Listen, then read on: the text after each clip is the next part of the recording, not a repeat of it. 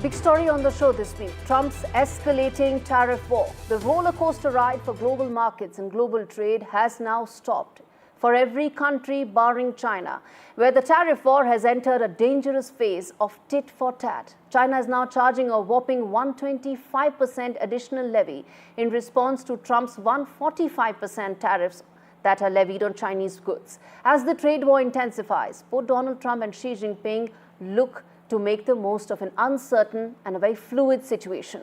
This report, viewers, tells you why this is as much about ego as it is about global economics. The next 3 months will change global trade more than the last 50 years, as the Trump administration goes about stitching trade deals with 70 countries to cut trade deficits and bring manufacturing back to America after pausing the tariffs for 90 days.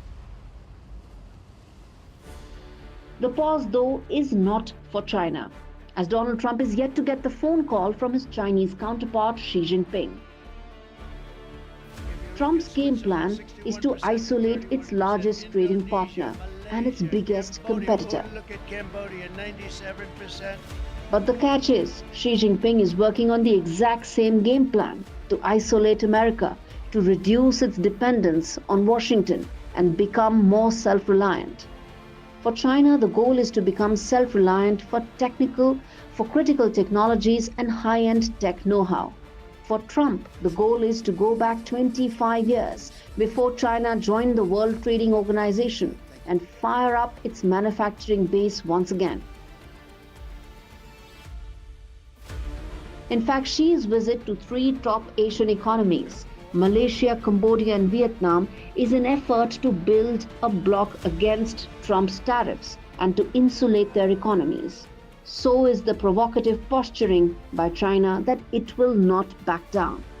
But this who blinks first posturing is about global politics, which threatens to fracture global trade.